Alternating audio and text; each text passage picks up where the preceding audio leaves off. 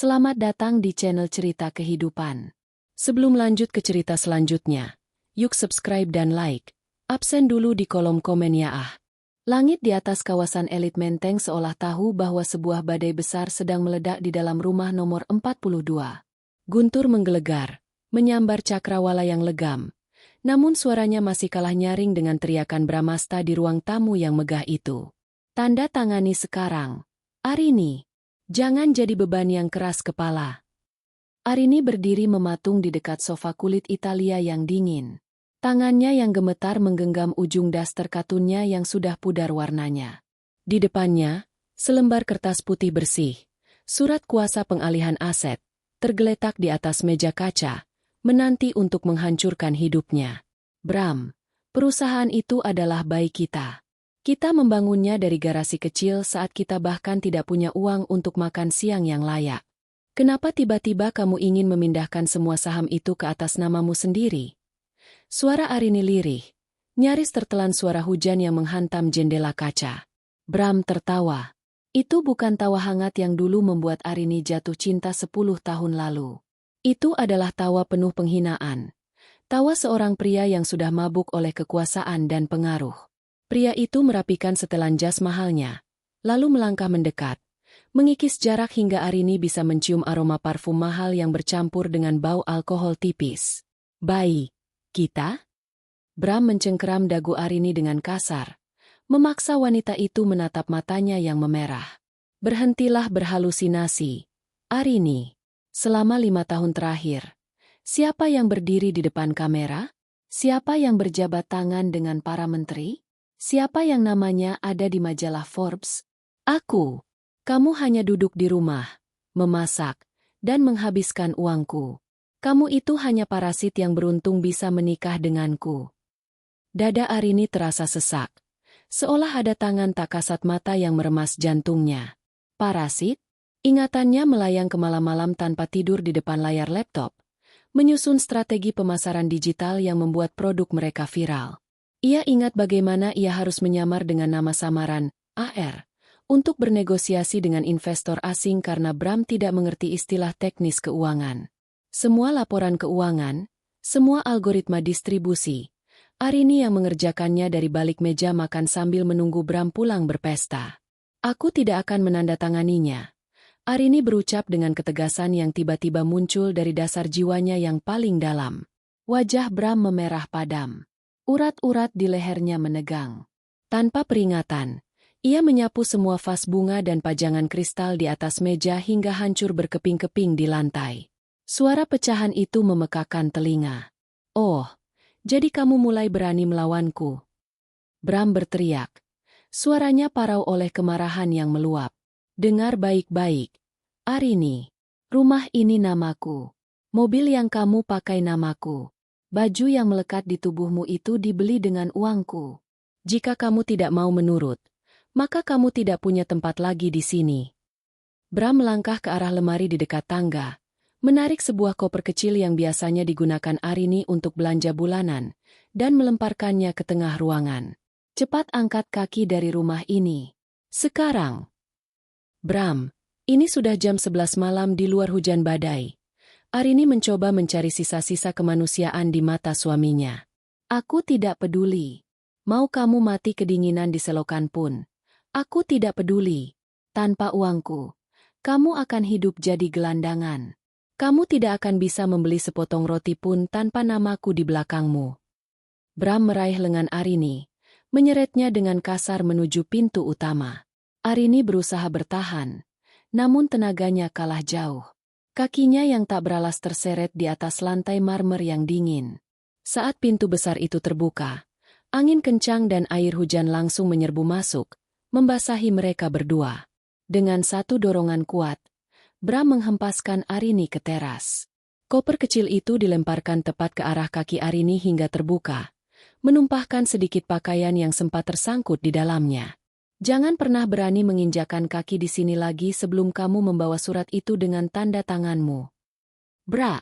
Pintu besar itu tertutup rapat, menyisakan suara kunci yang diputar 2 kali dari dalam. Arini terduduk di lantai teras yang basah. Air hujan membasahi rambut dan pakaiannya dalam hitungan detik. Ia menatap pintu yang tertutup itu dengan tatapan kosong. Air matanya jatuh, namun langsung tersapu oleh derasnya hujan. Penghinaan itu terasa lebih dingin daripada air yang menusuk kulitnya. Ia perlahan berdiri, tubuhnya menggigil hebat. Ia memunguti beberapa potong pakaiannya yang basah kuyup, memasukkannya kembali ke koper dengan tangan yang kaku karena kedinginan. Ia tidak menoleh lagi. Tidak ada gunanya memohon pada monster yang memakai wajah suaminya. Arini berjalan menyusuri trotoar kompleks perumahan mewah yang sepi itu. Setiap langkah yang diambilnya terasa berat. Namun ada sesuatu yang mulai bergejolak di dalam dadanya. Bukan lagi kesedihan, melainkan sebuah api kecil yang mulai menyala. Bram benar tentang satu hal. Arini tidak membawa uang tunai. Ia hanya punya ponsel di saku dasternya dan sebuah cincin perak sederhana di jari manisnya. Bukan cincin pernikahan bertahtakan berlian yang diberikan Bram untuk pamer, melainkan cincin pemberian almarhum ayahnya. Arini berhenti di bawah lampu jalan yang remang-remang. Ia mengeluarkan ponselnya yang terbungkus plastik pelindung. Layarnya menyala, memperlihatkan wallpaper foto mereka berdua saat merintis usaha. Dengan gerakan tegas, ia menghapus foto itu. Ia membuka sebuah aplikasi perbankan tersembunyi yang tidak pernah diketahui Bram. Selama bertahun-tahun, Arini telah menyisihkan royalti dari paten sistem manajemen yang ia ciptakan secara anonim, sesuatu yang Bram anggap sebagai biaya langganan software luar negeri di laporan keuangan perusahaan. Angka yang tertera di layar ponselnya tidak mencerminkan sosok gelandangan. Ada saldo sebesar 9 digit dalam dolar Amerika. Arini menyeka air mata dengan punggung tangannya, lalu mengetik sebuah pesan singkat kepada seseorang yang selama ini menjadi kontak rahasianya. Proyek Zero dimulai malam ini. Tarik semua dukungan teknis dari server pusat PT Bramasta Perkasa. Sekarang. Ia menatap rumah megah di kejauhan yang perlahan menghilang di balik kabut hujan. Senyum tipis, namun mematikan, terukir di bibirnya yang pucat. "Kamu benar, Bram," bisiknya pada angin malam. "Tanpa uangmu, aku mungkin tidak punya rumah ini. Tapi tanpa otakku, kamu tidak akan punya apa-apa untuk disombongkan minggu depan." Arini terus berjalan menuju gerbang utama, di mana sebuah taksi hitam premium yang sudah ia pesan melalui aplikasi mulai terlihat lampunya dari kejauhan. Babak baru-baru saja dimulai, dan Bram sama sekali tidak tahu bahwa dia baru saja mengusir satu-satunya orang yang menjaga kerajaannya tetap berdiri. Taksi hitam melaju membelah kepekatan malam Jakarta. Di kursi belakang, Arini menyandarkan kepalanya pada kaca jendela yang dingin. Air hujan masih menetes dari ujung rambutnya, membasahi jok kulit yang mewah, namun ia tidak peduli. Sopir taksi itu sesekali melirik dari spion tengah, merasa iba melihat wanita berbaju daster basah kuyup yang membawa koper kecil, namun ia cukup bijak untuk tidak bertanya. "Ke Grand Hyatt, Pak." Suara Arini terdengar serak namun stabil. Tidak ada lagi getaran ketakutan di sana. Setibanya di lobi hotel bintang 5 itu, kehadiran Arini tentu mengundang tatapan miring dari petugas keamanan dan resepsionis. Seorang wanita dengan daster katun murah yang basah kuyup tampak sangat kontras dengan pilar-pilar marmer dan aroma lili yang memenuhi ruangan. "Maaf, Ibu, ada yang bisa kami bantu? Jika Ibu mencari perlindungan dari hujan, mungkin." Petugas resepsionis muda itu menggantung kalimatnya, mencoba sesopan mungkin untuk mengusir Arini. Arini tidak marah. Ia hanya merogoh saku dasternya dan mengeluarkan sebuah kartu plastik berwarna hitam pekat dengan logo Centurion. Tanpa sepatah kata pun, ia meletakkannya di atas meja marmer. Mata resepsionis itu membelalak. Kartu itu bukan kartu sembarangan. Itu adalah simbol kekayaan yang bahkan melampaui limit kartu kredit Platinum milik Bramasta. Dengan tangan gemetar, petugas itu menggesek kartu tersebut. "Selamat datang kembali, Ibu Arini. Mohon maaf atas ketidaktahuan kami. Presidential Suite kami tersedia untuk Anda. Apakah Anda ingin layanan spa dan dokter pribadi dipanggilkan? Siapkan saja air hangat dan teh jahe. Dan tolong, panggilkan asisten pribadi saya, Pak Yuda. Katakan padanya saya menunggunya di atas dalam 30 menit. Jawab Arini dingin. 1 jam kemudian, Arini sudah berganti pakaian dengan jubah mandi putih tebal yang hangat. Di hadapannya, duduk seorang pria parubaya berkacamata dengan setelan jas rapi. Yuda adalah pengacara sekaligus tangan kanan Arini dalam mengelola aset-aset rahasianya. Di atas meja kerja suite tersebut, 3 buah laptop menyala, menampilkan grafik saham dan kode-kode pemrograman yang rumit. Anda yakin ingin melakukan ini sekarang, Arini? Tanya Yuda pelan.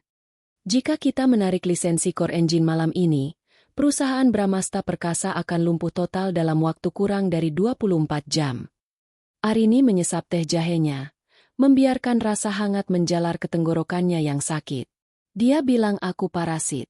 Yuda. Dia bilang aku tidak bisa membeli sepotong roti tanpa uangnya.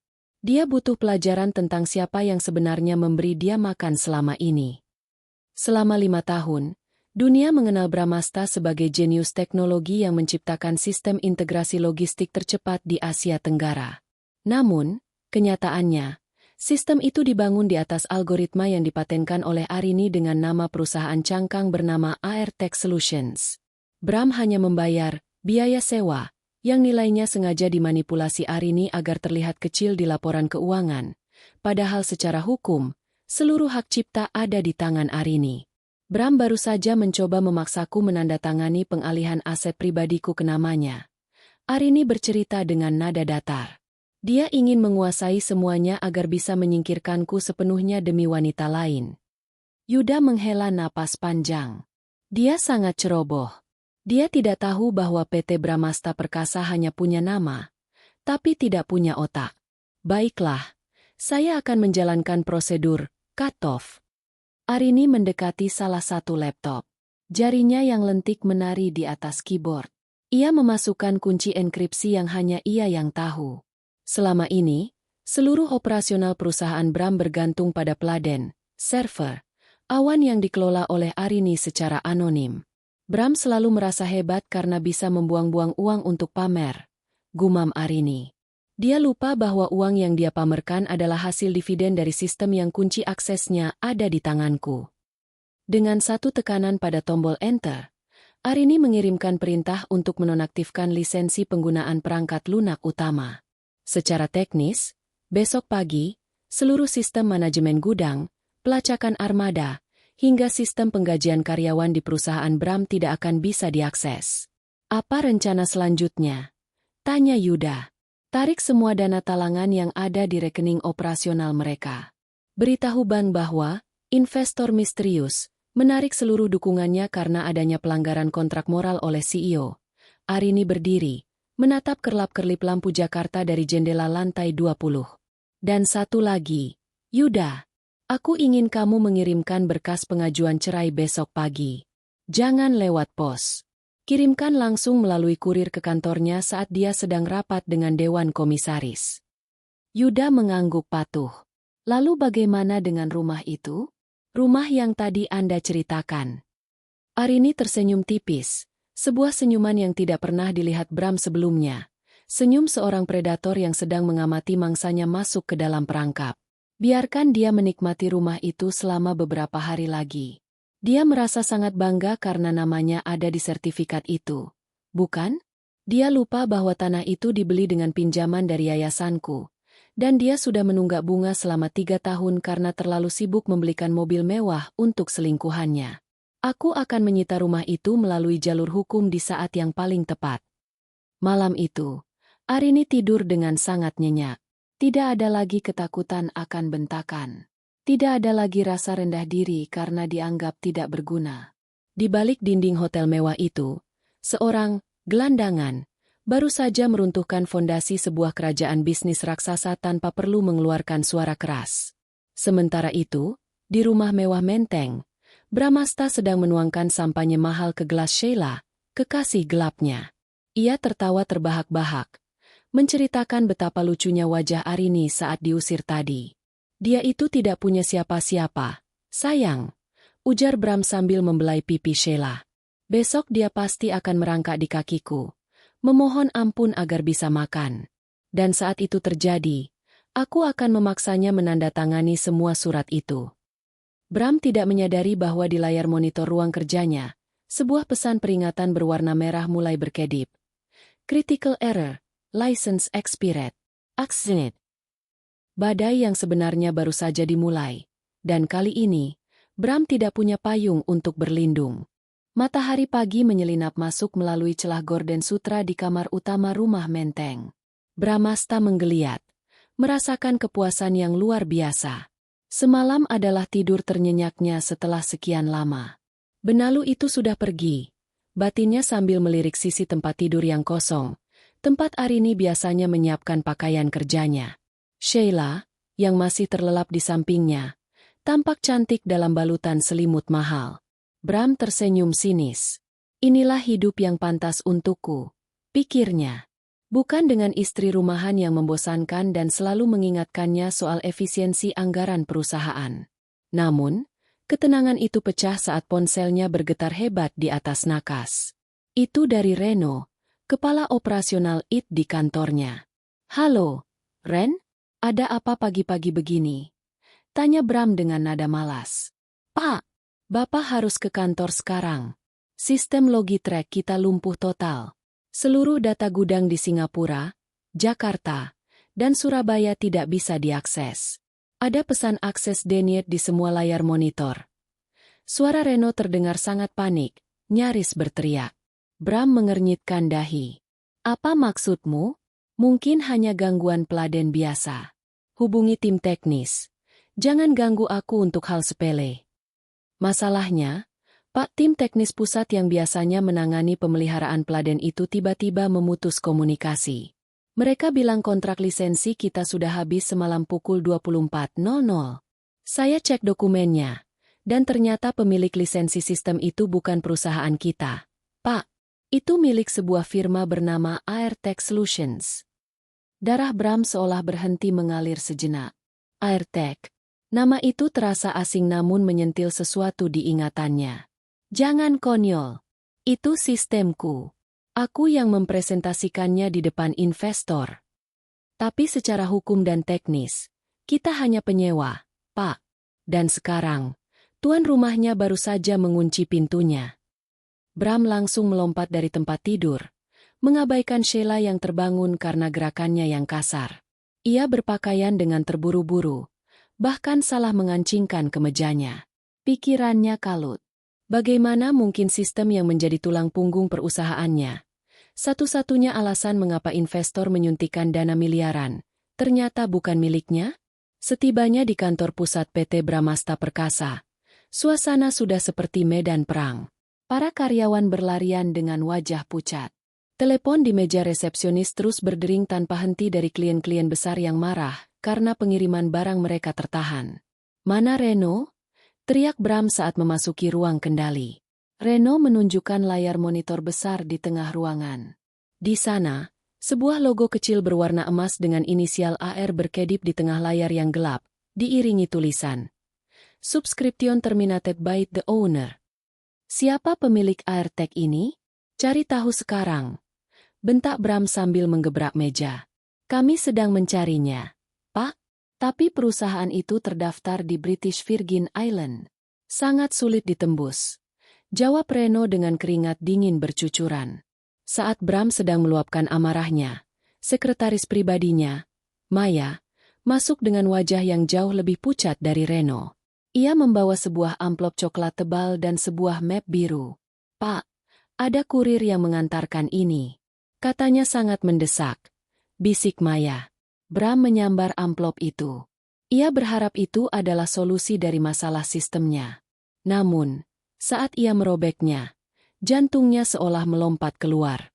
Di dalam amplop coklat itu terdapat gugatan cerai dari Arini. Bram tertawa getir. Wanita bodoh. Dia pikir dengan menceraikanku, dia bisa menakutiku? Dia benar-benar ingin jadi gelandangan rupanya. Namun, saat ia membuka map biru yang menyertainya, tawa Bram terhenti. Map itu berisi salinan sertifikat hak paten atas sistem Logitrack yang selama ini ia banggakan. Di kolom pemilik paten, tertera nama, Arini Rianawati. Dunia Bram terasa berputar. Arini? Istrinya yang pendiam? Istri yang hanya ia anggap sebagai pengurus rumah tangga? Tidak mungkin. Gumam Bram. Dia tidak punya otak untuk membuat ini. Ini pasti kesalahan. Belum sempat ia mencerna informasi itu, ponselnya kembali berdering. Kali ini dari manajer bank tempatnya meminjam dana operasional perusahaan. Halo, Pak Bramasta? Saya menelepon untuk menginformasikan bahwa fasilitas kredit korporasi Anda telah dibekukan sementara. Kami menerima laporan bahwa penjamin utama dana likuiditas Anda, Yayasan Cahaya Arini, telah menarik seluruh deposito jaminannya secara mendadak pagi ini. Tanpa jaminan itu, saldo perusahaan Anda masuk ke zona merah, Pak. Bram terduduk lemas di kursi kebesarannya. Yayasan Cahaya Arini? Itu adalah yayasan sosial yang sering Arini urus. Bram selama ini membiarkannya karena pikirnya itu hanya hobi, istri orang kaya, untuk membuang-buang uang receh. Ia tidak pernah tahu bahwa yayasan itulah yang selama ini menjadi penjamin back-to-back untuk pinjaman bank perusahaannya. Arini, apa yang kamu lakukan? Bisik Bram dengan suara gemetar. Tiba-tiba, ia teringat kata-kata Arini semalam sebelum ia mengusirnya. Kenapa tiba-tiba kamu ingin memindahkan semua saham itu ke atas namamu sendiri? Arini tidak sedang memohon. Dia sedang memberinya kesempatan terakhir untuk jujur. Dan Bram telah membuang kesempatan itu ke tempat sampah. Di tengah kekacauan itu, pintu ruang kerjanya terbuka. Seorang pria bersetelan rapi yang dikenal Bram sebagai pengacara papan atas, Yuda, masuk dengan tenang. Selamat pagi, Pak Bramasta. Ujar Yuda sambil meletakkan kartu namanya di meja. Saya mewakili klien saya, Ibu Arini. Saya kesini untuk memberitahu bahwa selain pencabutan lisensi sistem, klien saya juga menuntut pengembalian dana pribadi sebesar 50 miliar rupiah yang dipinjam perusahaan ini selama 3 tahun terakhir sebagai utang piutang pribadi. Jika tidak dibayar dalam 1x24 jam, kami akan mengajukan permohonan pilot ke pengadilan niaga. Bram menatap Yuda dengan mata melotot. 50 miliar? Dari mana Arini punya uang sebanyak itu? Yuda tersenyum tipis. Sebuah senyuman yang sangat mirip dengan senyum Arini semalam. Pak Bramasta, Anda terlalu sibuk melihat ke cermin sampai Anda tidak sadar bahwa matahari yang menyinari Anda selama ini adalah istri Anda sendiri. Sekarang, matahari itu sudah terbenam untuk Anda. Bram mencoba meraih telepon untuk menghubungi Arini, namun tangannya bergetar hebat hingga gagang telepon itu terjatuh. Ia menyadari satu hal yang mengerikan. Istana megah yang ia banggakan selama ini ternyata dibangun di atas tanah milik Arini, dengan uang Arini, dan menggunakan otak Arini. Dan sekarang, Arini ingin istananya kembali. Sialan! Arini sialan! Bramasta menghempaskan vas bunga kristal di ruang kerjanya hingga hancur berkeping-keping. Napasnya memburu. Dasinya sudah ditarik lepas hingga bergelantungan tak beraturan di leher. Di layar televisi besar yang terpasang di dinding kantornya, berita bisnis pagi itu mulai menampilkan headline yang membuat jantungnya berdegup kencang. PT Bramasta Perkasa mengalami gangguan sistem massal, saham anjlok 15% dalam 2 jam. Pak, para investor mulai menelepon. Mereka menuntut penjelasan kenapa sistem logistik kita mati lampu total. Suara Reno terdengar dari interkom, penuh ketakutan. Bram menarik napas panjang. Mencoba menenangkan diri. Tidak, ini pasti hanya gertakan Arini, pikirnya. Dia yakin Arini hanya emosi karena diusir semalam. Wanita itu pasti sedang bersembunyi di suatu tempat, menunggu Bram menelepon dan meminta maaf. Arini yang dia kenal adalah wanita yang lembut, yang selalu luluh jika Bram memberikan sedikit perhatian. Reno, abaikan mereka semua. Katakan ini hanya pemeliharaan rutin. Dan kau, Maya. Bram berteriak ke arah sekretarisnya. Hubungi klub golf. Aku butuh udara segar. Hubungi Pak Surya dan Pak Gunawan. Katakan aku ingin bertemu mereka untuk makan siang. Bram yakin, dengan koneksi sosialnya, dia bisa menutupi lubang finansial ini. Pak Surya dan Pak Gunawan adalah rekan bisnis sekaligus teman minumnya yang paling setia. Mereka selalu memujinya sebagai si tangan midas. Dengan sedikit bujukan dan janji saham, mereka pasti mau menyuntikkan dana darurat. Pukul 1 siang, Bram melangkah masuk ke restoran eksklusif di kawasan SCBD dengan langkah yang dipaksakan tegap. Ia mengenakan kacamata hitam untuk menutupi lingkaran hitam di matanya akibat kurang tidur. Di meja sudut yang biasa mereka tempati, Surya dan Gunawan sudah duduk, namun suasana tampak berbeda. Tidak ada tawa keras yang biasanya menyambutnya. "Halo, kawan. Maaf aku terlambat. Urusan sistem pagi ini sedikit menyita waktu," ujar Bram sambil duduk dengan gaya bos besar yang biasa. Surya menatapnya dengan tatapan datar. Sementara Gunawan sibuk mengadu kopinya tanpa menoleh. "Bram, kami sudah dengar beritanya." Surya membuka suara. Suaranya dingin. "Bukan soal sistemmu yang mati, tapi soal surat yang dikirimkan firma hukum Yudaako ke kantor kami pagi ini." Bram membeku. "Surat apa?" "Surat peringatan hukum." Gunawan menimpali sambil meletakkan tabletnya di atas meja. Di sana terpampang dokumen legalitas paten yang sama dengan yang dilihat Bram di kantor tadi pagi. "Istrimu, Arini, memberitahu semua rekan bisnismu bahwa penggunaan sistem Logitrack tanpa izinnya adalah pelanggaran pidana. Dia melarang kami melakukan transaksi apapun dengan perusahaanmu jika tidak ingin terseret ke pengadilan." "Itu gila. Arini hanya seorang ibu rumah tangga. Dia tidak tahu apa-apa." Bram mencoba tertawa, namun suaranya terdengar sumbang. "Dia hanya sedang marah karena kami bertengkar hebat semalam. Kalian tahu sendiri kan bagaimana wanita kalau sedang datang bulan." "Ini bukan soal kemarahan wanita, Bram," Surya memotong dengan tegas. "Ini soal bukti hukum. Arini menunjukkan bukti transfer modal awal perusahaanmu yang ternyata berasal dari rekening warisan ibunya yang dia kelola sendiri, bukan dari kantongmu. Dan yang paling parah, dia melampirkan rekaman suara saat kamu membentaknya semalam, mengatakan bahwa dia hanyalah parasit." Bram merasa seolah disiram air es. "Rekaman suara? Kapan Arini merekamnya?"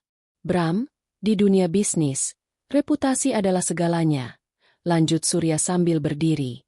"Kami menyukaimu karena kami pikir kamu adalah otak di balik teknologi itu. Tapi sekarang kami tahu, kamu hanya pajangan yang kasar pada aset aslimu sendiri. Maaf, kami tidak bisa membantumu. Kami baru saja menandatangani nota kesepahaman dengan Airtech untuk migrasi sistem kami." Kedua pria itu pergi meninggalkan Bram yang terpaku sendirian di meja makan yang mahal itu. Tagihan makan siang yang belum dibayar tergeletak di depannya. Saat ia mencoba membayar dengan kartu kredit korporatnya, pelayan kembali dengan wajah menyesal.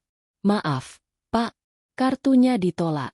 Limitnya sudah habis atau dibekukan oleh bank penerbit."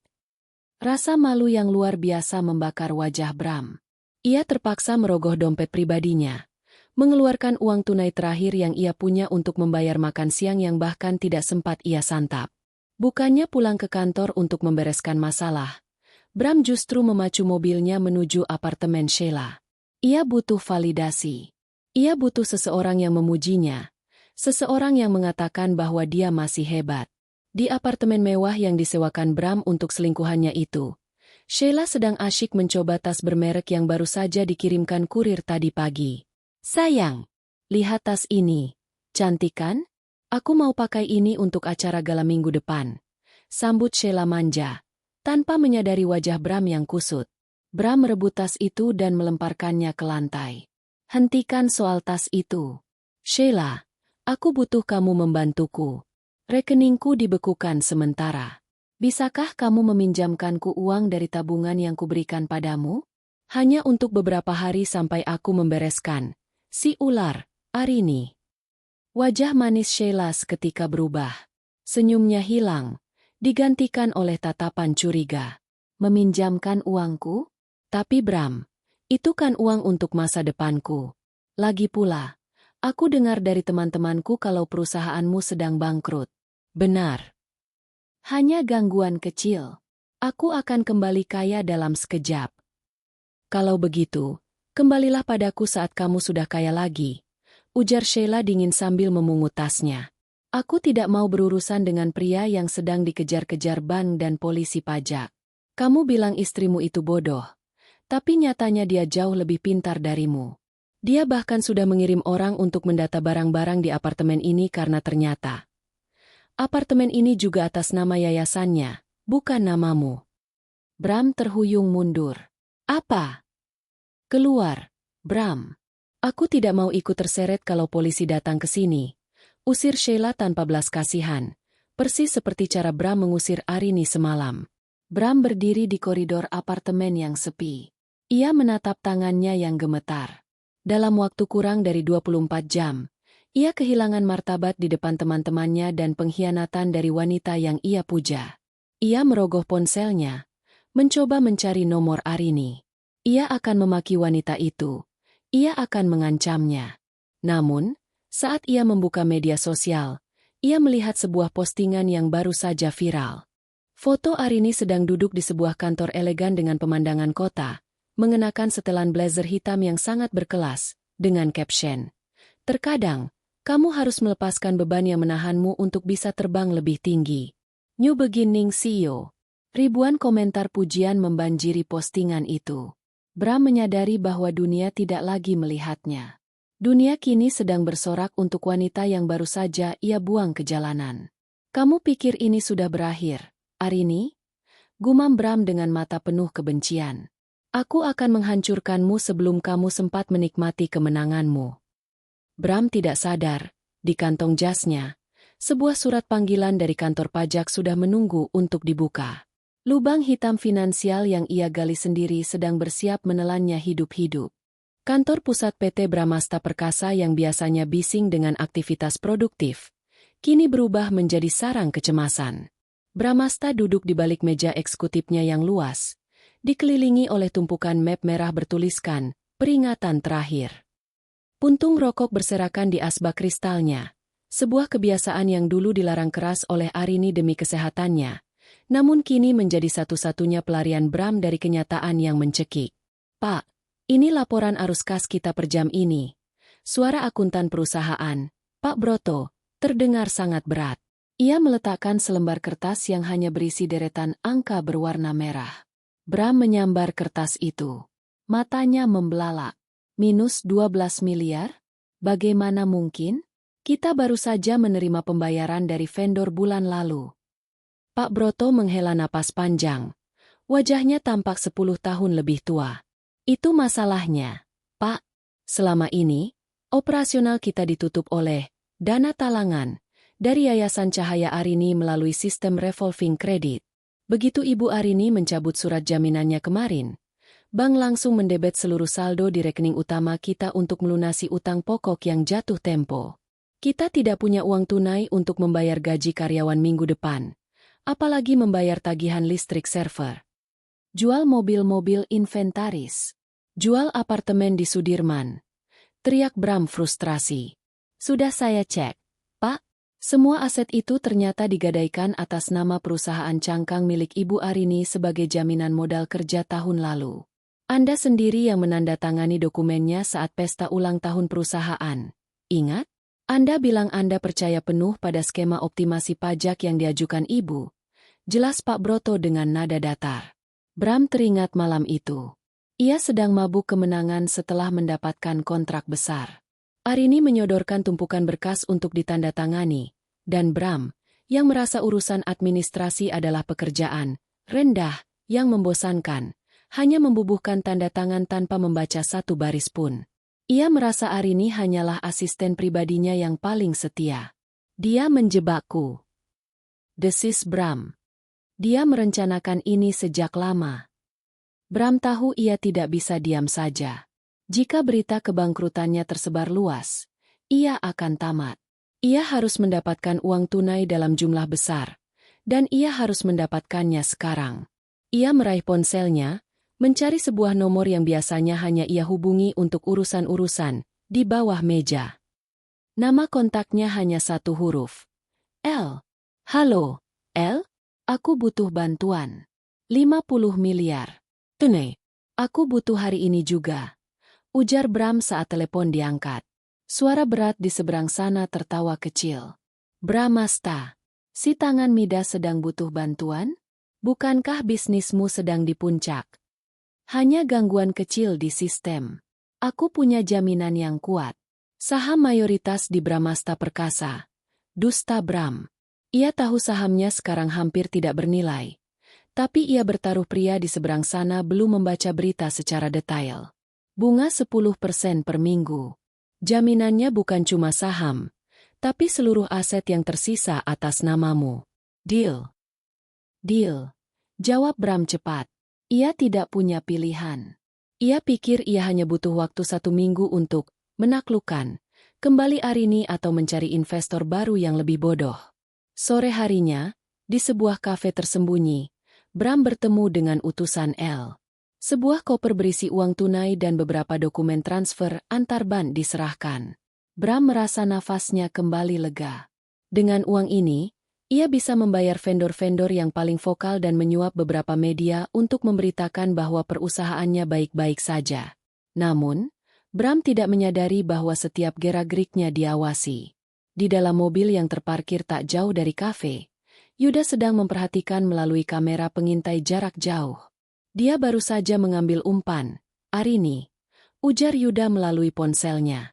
Di kamar hotelnya, Arini sedang menyesap kopi hitam sambil menatap layar laptop yang menampilkan data transaksi real-time.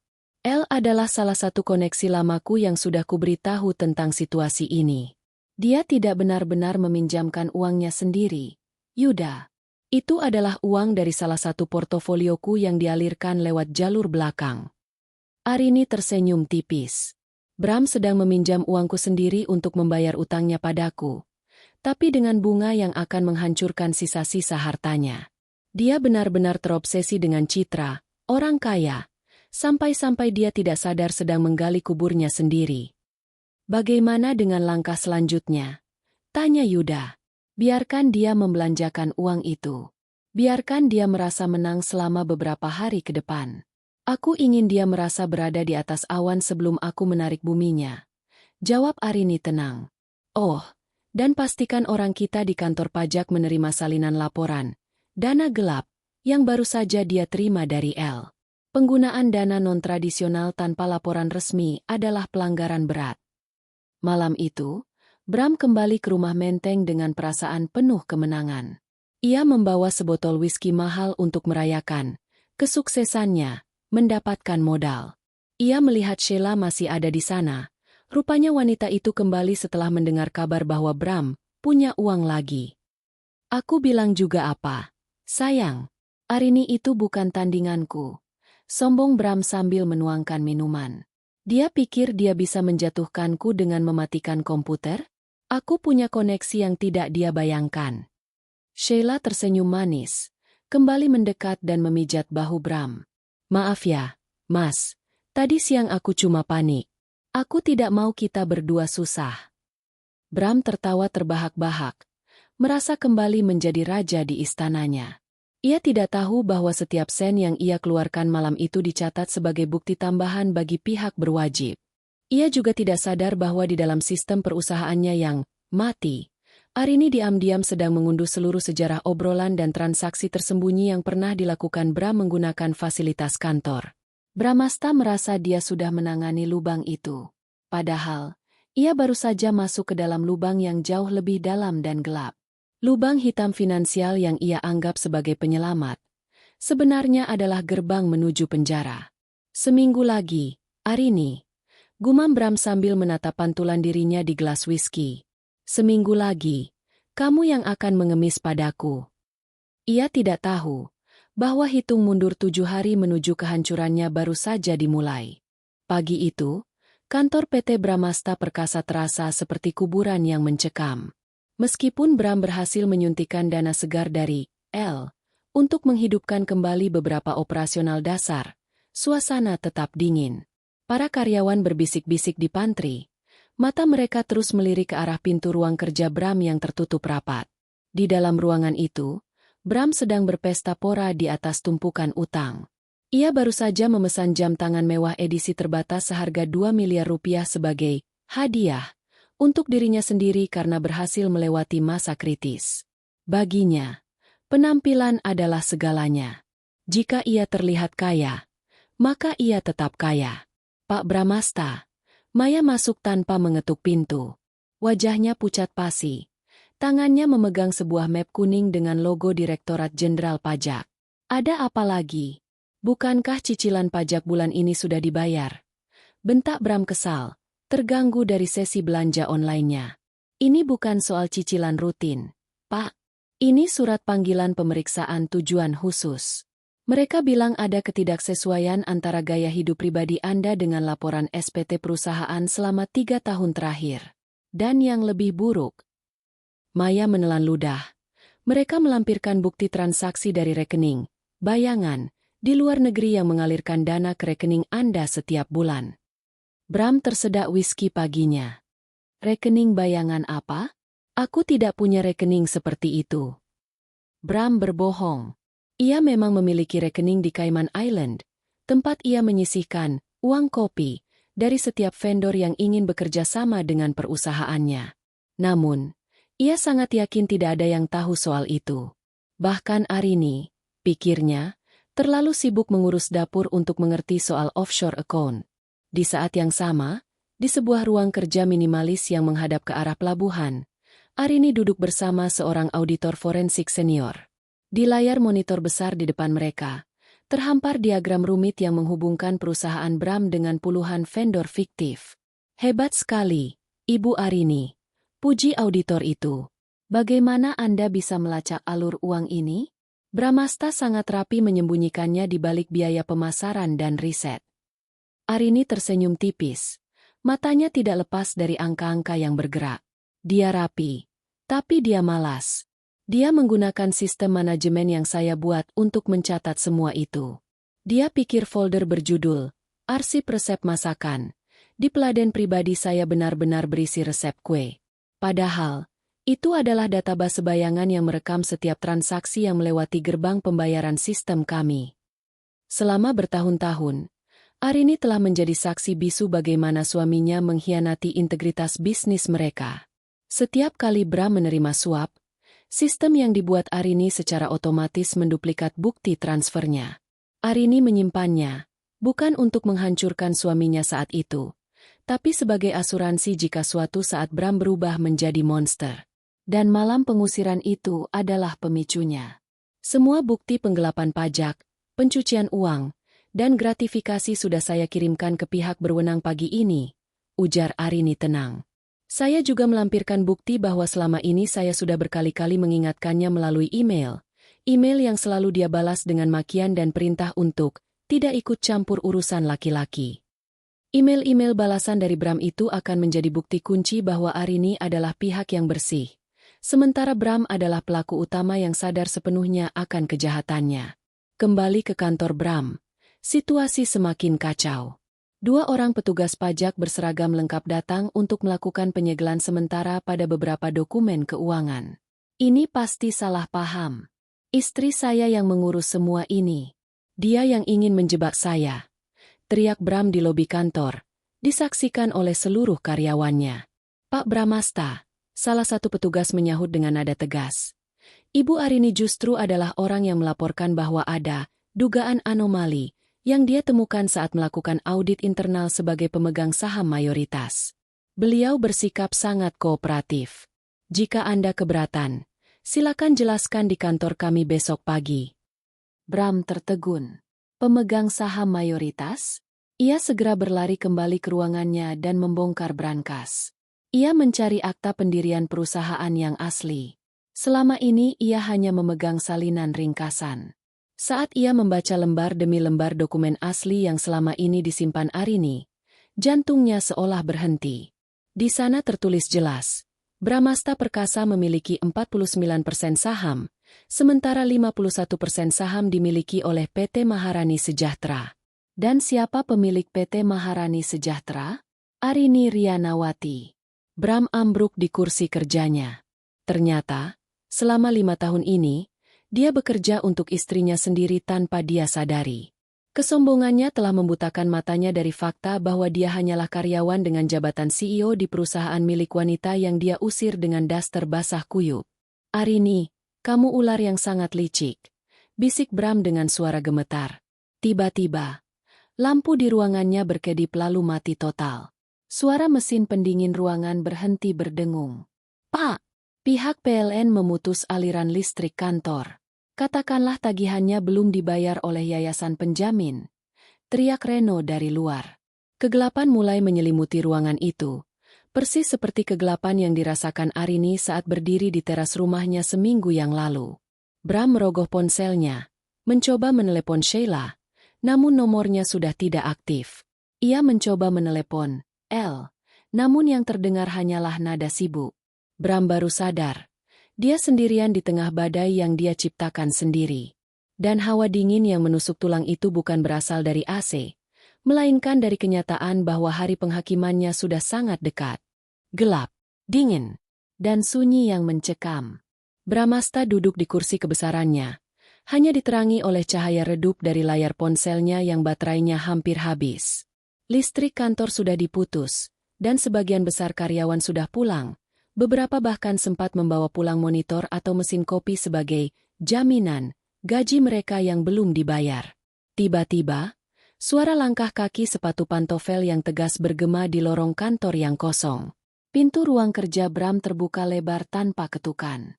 Cahaya lampu senter dari beberapa pria berseragam petugas pengadilan dan kepolisian menyinari wajah Bram yang kuyu dan berantakan. Saudara Bramasta? Tanya seorang pria parubaya yang membawa map merah resmi. Kami dari Pengadilan Negeri Jakarta Selatan, didampingi oleh kurator dan pihak kepolisian. Kami kesini untuk melaksanakan sita eksekusi atas aset PT Bramasta Perkasa berdasarkan putusan sela gugatan pilot dan dugaan tindak pidana pencucian uang. Bram berdiri dengan kaki gemetar. Sita, kalian tidak bisa melakukan ini. Aku sedang dalam proses negosiasi investor. Investor mana, Pak? Petugas itu tersenyum tipis, penuh simpati yang menghina.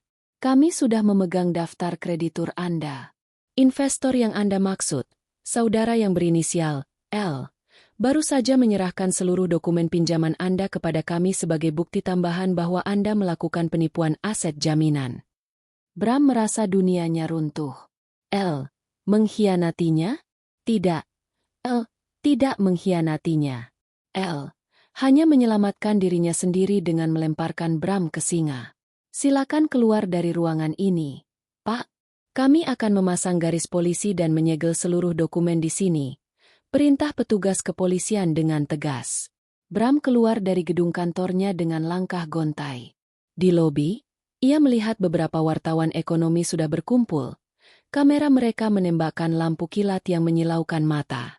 Ia menutupi wajahnya dengan tangan, berlari menuju mobil Mercedes-Benz S-Class miliknya.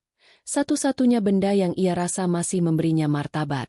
Namun, saat ia sampai di parkiran, seorang pria berbadan tegap sudah berdiri di samping mobilnya dengan mobil derek di belakangnya. Maaf, Pak Bramasta. Mobil ini tercatat sebagai aset perusahaan yang dijaminkan ke Yayasan Cahaya Arini. Berdasarkan perintah penarikan aset karena gagal bayar, kami harus membawa mobil ini sekarang, ujar pria itu sambil menunjukkan surat tugas. Ini mobilku. Aku membelinya dengan keringatku. Teriak Bram frustrasi. Ia mencoba merogoh kunci mobil di saku jasnya. Namun pria itu menghalanginya dengan sopan tapi kuat. Sebaiknya Bapak tidak mempersulit keadaan. Ini hanya akan memperburuk catatan kepolisian Bapak. Bram terpaksa berjalan kaki keluar dari area perkantoran itu. Ia, sang tangan midas, kini berdiri di pinggir jalan raya, menunggu taksi konvensional di bawah tatapan sinis orang-orang yang mengenali wajahnya dari berita televisi. Sepulangnya ke rumah Menteng, menggunakan taksi yang ongkosnya ia bayar dengan sisa uang tunai di dompet, Bram berharap bisa menemukan ketenangan. Namun, apa yang ia temukan justru lebih buruk. Di depan gerbang rumah mewahnya, sebuah truk besar sedang parkir. Beberapa orang kuli angkut sedang mengeluarkan sofa kulit, meja makan kristal, hingga lukisan-lukisan mahal dari dalam rumah. Apa-apaan ini? Berhenti! Siapa yang menyuruh kalian? Bram berteriak histeris. Seorang pria bersetelan rapi keluar dari dalam rumah. Itu Yuda, pengacara Arini. Selamat sore, Pak Bramasta. Sapa Yuda dengan ketenangan yang memuakkan. Saya di sini untuk memastikan pengosongan rumah. Seperti yang saya katakan tempo hari, rumah ini dibeli dengan dana yayasan dan statusnya adalah sewa beli yang sudah menunggak 3 tahun. Klien saya, Ibu Arini, telah membatalkan kontraknya. Rumah ini sudah terjual kepada pembeli baru sore tadi. Terjual? Siapa yang berani membelinya secepat ini? Yuda tersenyum penuh arti. Pembelinya adalah sebuah konsorsium di bawah naungan ART. Jadi secara teknis, Ibu Arini membeli rumah ini kembali dari tangannya sendiri, namun tanpa nama Anda di dalamnya. Bram mencoba menerobos masuk, namun 2 orang petugas keamanan bertubuh besar menahannya. Anda tidak lagi memiliki hak akses ke sini, Pak Bramasta. Barang-barang pribadi Anda, hanya pakaian dan peralatan mandi, sudah kami kemas dalam koper-koper kecil di teras samping. Persis seperti yang Anda lakukan pada klien saya seminggu yang lalu. Bram menatap koper-koper itu. Pemandangan itu seolah memutar balik waktu. Seminggu yang lalu, ia berdiri di posisi Yuda, merasa berkuasa saat mengusir Arini ke tengah hujan. Kini, ia berdiri di posisi Arini, tanpa rumah, tanpa kendaraan, dan tanpa harga diri. Di mana Arini? Biarkan aku bicara dengannya, teriak Bram sambil meronta. Ibu Arini sedang sangat sibuk mempersiapkan konferensi pers besok. Pak, beliau berpesan satu hal kepada Anda. Yuda mendekat, berbisik tepat di telinga Bram yang memerah. Beliau bilang, hujan malam ini sepertinya akan sangat deras. Semoga jas mahalamu itu cukup hangat untuk tidur di pinggir jalan. Bram jatuh terduduk di atas aspal jalanan. Ia melihat Sheila keluar dari pintu samping rumah dengan membawa tas-tas belanjaannya. Masuk ke dalam mobil seorang pria lain yang jauh lebih tua, tanpa menoleh sedikit pun padanya. Ponsel di tangan Bram bergetar. Sebuah notifikasi berita muncul. Kejaksaan Agung terbitkan surat perintah penyidikan terhadap CEO PT Bramasta Perkasa atas dugaan korupsi dan penggelapan pajak. Di saat itulah, ketakutan yang murni mulai merayap di punggungnya. Ini bukan lagi soal uang. Ini soal jeruji besi yang mulai membayang di depan matanya. Hujan deras kembali mengguyur Jakarta, seolah langit ingin mengulang memori kelam seminggu yang lalu. Bramasta berdiri mematung di trotoar depan rumah mewahnya yang kini terkunci rapat. Jas mahalnya yang seharga puluhan juta kini basah kuyup, menempel di tubuhnya yang menggigil. Di sampingnya, 2 koper kecil berisi pakaian sisa diletakkan begitu saja di atas aspal yang mulai tergenang air. Ia benar-benar menjadi apa yang ia sumpah serapahkan pada Arini. Gelandangan berpakaian mahal. Tiba-tiba, sorot lampu biru dan merah memantul di genangan air di depannya. 2 mobil sedan polisi berhenti tepat di depan gerbang rumah menteng itu. 4 orang petugas berseragam keluar, diikuti oleh seorang pria parubaya yang membawa dokumen penyegelan. Saudara Bramasta? Salah satu petugas mendekat. Tangannya sudah memegang borgol yang berkilat dingin di bawah lampu jalan. Kami memiliki surat perintah penangkapan atas nama Anda terkait dugaan penggelapan pajak sebesar 80 miliar rupiah dan tindak pidana pencucian uang melalui vendor fiktif. Jantung Bram seolah berhenti berdetak. Tunggu, ini pasti kesalahan. Istri saya, Arini, dia yang mengatur semua laporan keuangan itu. Saya tidak tahu apa-apa. Ibu Arini justru telah menyerahkan seluruh bukti komunikasi digital yang menunjukkan bahwa Anda secara sadar memerintahkan manipulasi data tersebut, Pak Bramasta. Beliau berstatus sebagai saksi pelapor yang dilindungi. Tegas petugas itu. Silakan ikut kami ke markas sekarang. Dalam kepanikan yang luar biasa, Bram merogoh saku jasnya yang basah. Ponselnya masih menyala, meski baterainya tinggal 3%. Dengan tangan gemetar hebat, ia mencari nomor baru yang ia dapatkan dari informan, nomor pribadi Arini yang sekarang. Ia harus menelponnya. Ia harus memohon. Ia harus mengancam. Apa saja, asal ia tidak masuk ke dalam sel yang dingin itu. Di sebuah penthouse mewah yang menghadap ke arah Bundaran HI, Arini sedang duduk di sofa bludru, menyesap coklat hangat. Ponsel di meja kristalnya bergetar. Nama pemanggilnya tidak dikenal, namun Arini tahu siapa itu. Ia menekan tombol loudspeaker dengan tenang. Arini, apa yang kamu lakukan? Suara Bram meledak dari seberang telepon, bercampur dengan suara sirine polisi dan deru hujan. Kenapa ada polisi di sini? Apa yang kamu katakan pada mereka? Arini meletakkan cangkirnya. Suaranya terdengar sangat jernih dan dingin, kontras dengan teriakan histeris Bram. Aku hanya mengatakan kebenaran, Bram. Kebenaran yang selama ini kamu injak-injak demi egomu. Tarik laporanmu sekarang. Aku bisa mati di penjara. Bram berteriak lagi. Suaranya serak karena tangis dan amarah. Ingat semua yang kita bangun bersama. Ingat rumah ini. Ingat posisiku. Rumah yang mana, Bram? Rumah yang kamu gunakan untuk mengusirku seminggu yang lalu? Atau posisi yang kamu dapatkan dengan mencuri ide-ideku dan memanipulasi pajak negara? Arini berdiri, berjalan menuju jendela kaca besar, menatap rintik hujan yang menghias kota. Seminggu yang lalu, kamu bilang tanpa uangmu aku akan jadi gelandangan. Lihat dirimu sekarang. Kamu punya uang haramu itu di rekeningmu yang dibekukan, tapi kamu tidak bisa membeli kebebasanmu sendiri. Arini, tolong aku mohon, aku akan melakukan apa saja. Aku akan menandatangani surat apapun yang kamu mau. Tolong suruh polisi ini pergi. Suara Bram melembut, kini penuh dengan isakan keputusasaan. Sudah terlambat, Bram. Arini memotong dengan tegas. Aku bukan lagi istrimu yang penurut. Aku adalah CEO dari perusahaan yang sekarang menguasai seluruh asetmu. Kamu yang mengajariku bahwa dunia ini kejam, dan sekarang aku hanya menunjukkan betapa pintarnya muridmu ini. Arini, jangan tutup. Selamat malam, Bramasta. Selamat menikmati hidup yang kamu pilih sendiri. Oh, dan satu lagi, jas itu sangat tidak cocok untukmu saat sedang diborgol. Klik. Arini memutuskan sambungan telepon tepat saat petugas polisi mencengkeram lengan Bram dan memaksanya berbalik untuk diborgol. Suara besi yang mengunci di pergelangan tangannya terdengar lebih nyaring dari guntur yang menggelegar. Jangan! Lepaskan aku! Aku Bramasta! Kalian tidak tahu siapa aku! Teriak Bram sambil meronta. Namun tubuhnya yang sudah lemas karena stres beberapa hari terakhir membuatnya mudah diseret masuk ke dalam mobil polisi. Bram menempelkan wajahnya ke kaca mobil yang basah saat kendaraan itu mulai bergerak menjauhi rumah Menteng.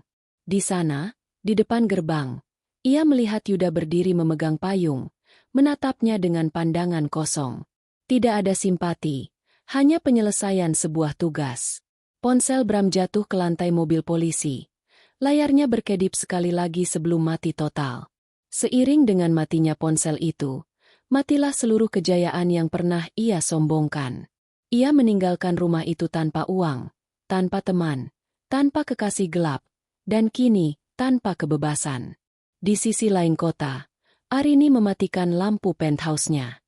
Ia menarik selimutnya yang hangat, merasakan ketenangan yang belum pernah ia rasakan selama 5 tahun terakhir.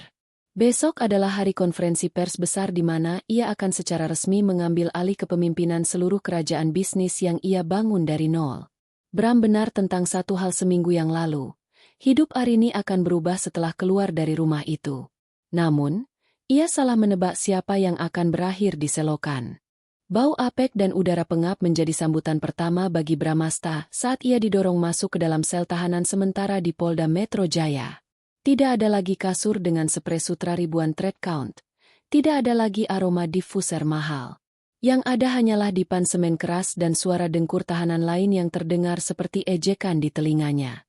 Bram duduk di pojok ruangan, memeluk lututnya yang gemetar. Jas mahalnya sudah kusut masai. Noda lumpur dari teras rumahnya mengering di lengan kemejanya yang kini berwarna abu-abu kusam. PST, bos baru ya? Seorang pria bertato di sudut sel menyeringai. Kelihatannya dari kelas kakap. Kasus apa? Korupsi atau main perempuan? Bram tidak menjawab. Lidahnya terasa keluh. Pikirannya masih tertahan pada suara Arini di telepon tadi malam. Dingin, tajam, dan tanpa ampun. Ia mencoba memejamkan mata, berharap semua ini hanyalah mimpi buruk akibat terlalu banyak minum whisky. Namun rasa dingin dari lantai semen itu terlalu nyata untuk diabaikan. Ia meraba sakunya, mencari ponselnya. Lalu teringat bahwa benda itu sudah disita petugas sebagai barang bukti. Ia benar-benar terputus dari dunia luar. Ia tidak tahu apakah perusahaannya sudah hancur total, atau apakah Sheila sedang menertawakannya di pelukan pria lain. Keesokan paginya, di ballroom Hotel Ritz-Carlton yang megah, suasana sangat kontras. Ratusan wartawan dari media nasional maupun internasional telah berkumpul. Di atas panggung, sebuah latar belakang besar bertuliskan AR Tech Solutions, The Future of Integrated Logistics, berdiri dengan gagah. Arini muncul dari balik tirai. Ia mengenakan setelan powersuit berwarna krem yang elegan, rambutnya disanggul rapi, dan wajahnya memancarkan aura otoritas yang selama 5 tahun ini ia sembunyikan di balik apron dapur. Saat ia melangkah ke podium, ribuan lampu kilat kamera menyambutnya bak seorang ratu. Selamat pagi, rekan-rekan media. Suara Arini terdengar mantap melalui pengeras suara. Nama saya Arini Rianawati. Selama 5 tahun terakhir, banyak yang mengenal saya hanya sebagai istri dari CEO PT Bramasta Perkasa. Namun, hari ini saya berdiri di sini untuk mengoreksi sejarah.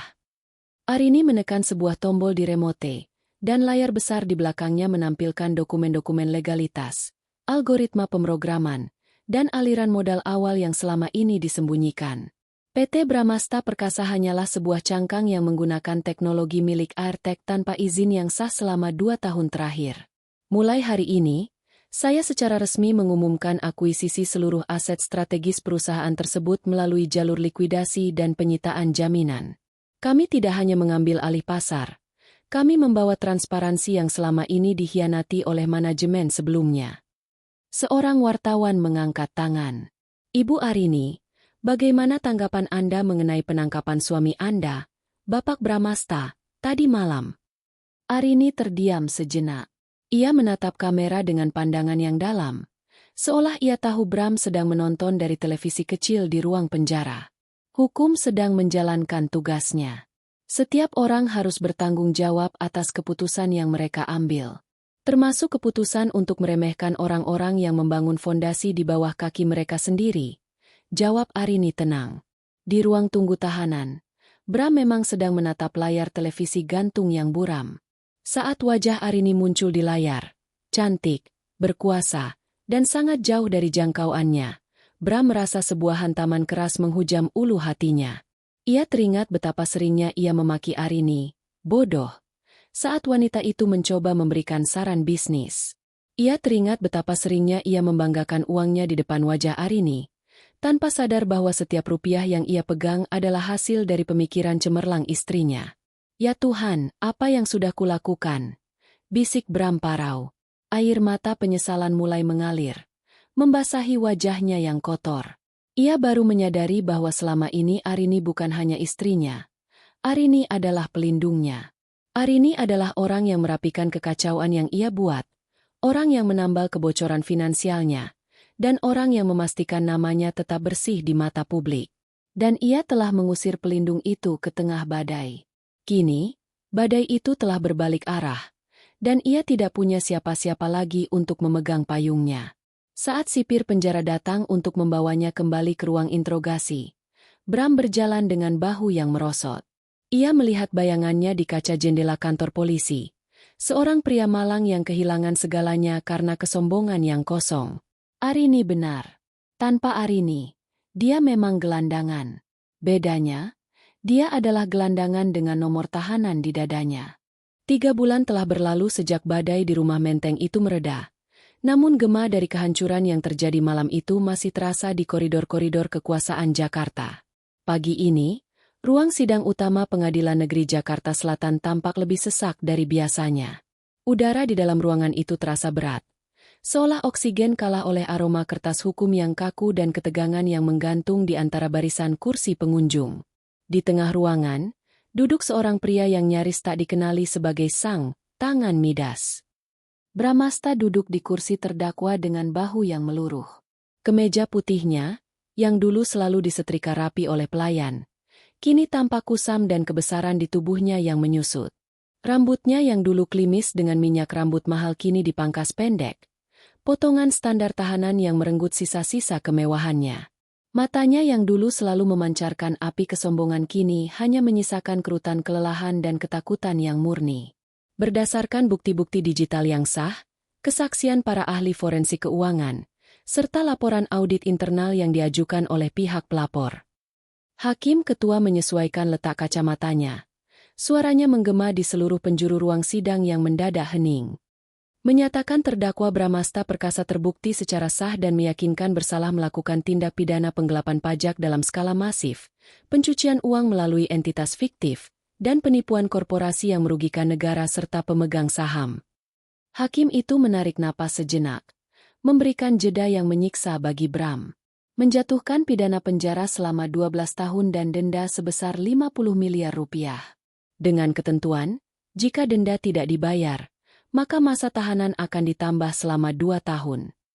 Tok, tok, tok. Suara palu kayu itu menghantam meja dengan keras. Terdengar seperti dentang lonceng kematian bagi masa depan Bram. Pria itu tertunduk lesu. Wajahnya disembunyikan di balik kedua telapak tangannya yang gemetar. Air mata penyesalan, atau mungkin air mata kasihan pada diri sendiri, jatuh membasahi lantai ubin ruang sidang yang dingin. Di barisan kursi pengunjung terdepan, Arini duduk dengan ketenangan yang mematikan.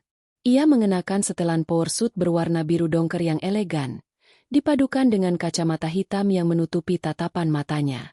Tidak ada sorak-sorai kemenangan di wajahnya. Tidak ada senyum sinis. Yang ada hanyalah sebuah keheningan dari seseorang yang telah selesai menempuh perjalanan panjang dan menyakitkan untuk mengambil kembali apa yang menjadi haknya. Saat petugas kepolisian mulai menggiring Bram keluar dari ruang sidang menuju mobil tahanan, langkah pria itu terhenti tepat di depan Arini. Para penjaga memberikan waktu beberapa detik. Sebuah gestur kemanusiaan terakhir bagi pria yang baru saja kehilangan segalanya. Arini. Suara Bram parau. Nyaris tak terdengar di antara kebisingan wartawan yang mencoba mengambil gambar. Kenapa kamu setega ini? Setelah semua tahun yang kita lalui, setelah semua kenangan yang kita bangun. Arini perlahan melepas kacamata hitamnya. Ia menatap langsung ke dalam mata pria yang dulu ia cintai dengan segenap jiwa. Pria yang dulu ia lindungi dari setiap badai bisnis, namun justru menjadi badai bagi hidupnya sendiri. Aku tidak tega, Bram. Aku hanya berhenti menjadi tamengmu, ujar Arini dengan nada suara yang tenang namun berwibawa. Selama 5 tahun, aku memikul beban kejahatanmu di pundakku. Aku menambal lubang yang kamu gali. Aku merapikan kekacauan yang kamu buat. Aku melakukannya karena aku pikir kamu adalah pasanganku. Tapi malam itu, di tengah hujan, kamu sendiri yang memutus ikatan itu. Kamu hancur bukan karena aku, Bram. Kamu hancur karena beratnya dosamu sendiri yang akhirnya jatuh menimpamu saat aku melangkah pergi. Aku tidak punya apa-apa lagi, Arini. Isak Bram, bahunya terguncang. Sheila sudah menghilang dengan perhiasannya. Semua teman kita memblokir nomorku. Aku akan membusuk di sel itu sendirian. Arini menarik napas panjang, menatap mantan suaminya untuk terakhir kali. Kamu punya satu hal yang selalu kamu banggakan dulu. Bram, kamu punya dirimu sendiri. Bukankah kamu bilang tanpaku kamu tetap hebat dan aku hanya parasit? Sekarang, buktikanlah kata-katamu itu di dalam sana. Jalani hukumanmu, dan temukan siapa dirimu sebenarnya tanpa uang dan otak orang lain. Bram diseret menjauh oleh petugas. Teriakannya yang memohon ampun perlahan menghilang di telan hiruk-pikuk lorong pengadilan. Sore harinya, Arini berdiri di balkon kantor barunya yang terletak di lantai teratas gedung pencakar langit di pusat Jakarta. Angin sore memainkan rambutnya yang kini dibiarkan tergerai bebas. Di tangannya, ia memegang sebuah amplop coklat kecil yang baru saja diantarkan oleh kurir pengadilan. Isinya adalah akta cerai resmi. Ia bukan lagi Arini Bramasta. Ia adalah Arini Rianawati. Seorang individu yang utuh. Di bawah sana, kota Jakarta mulai menyalakan lampu-lampunya, berkelap-kelip seperti hamparan berlian. Kerajaan bisnis yang ia kelola kini tumbuh 3 kali lipat lebih besar dari sebelumnya. Airtech Solutions telah diakui sebagai pemimpin pasar teknologi logistik di Asia. Namun, bagi Arini, angka-angka di laporan keuangan itu hanyalah bonus. Kemenangan aslinya adalah sesuatu yang jauh lebih sederhana namun tak ternilai harganya. Ia menang karena ia bisa bangun setiap pagi tanpa rasa sesak di dada akibat takut akan bentakan. Ia menang karena ia bisa mengambil keputusan besar tanpa harus mengecilkan suaranya. Ia menang karena ia menyadari bahwa martabatnya tidak pernah bergantung pada pengakuan seorang pria yang tidak tahu cara menghargai. Ponselnya bergetar di atas meja kerja yang bersih. Sebuah pesan dari Uda masuk. Semua aset rumah Menteng sudah resmi dialihkan ke Yayasan Yatim Piatu sesuai instruksi Anda, Bu. Plang nama di depan gerbang sudah dicopot. Besok, renovasi untuk gedung sekolah dimulai. Arini tersenyum tipis. Ia merogoh saku jasnya dan mengeluarkan sebuah cincin perak sederhana, bukan cincin pernikahan bertahtakan berlian yang dulu diberikan Bram untuk pamer di depan kolega, melainkan cincin pemberian almarhum ayahnya yang ia kenakan saat diusir malam itu. Ia mengenakannya kembali di jari manisnya sebagai pengingat akan akar dan kekuatannya sendiri. Ia melangkah masuk kembali ke dalam ruangannya yang luas, di mana tim eksekutifnya sudah menunggu untuk rapat ekspansi internasional. Arini tidak lagi menoleh ke belakang.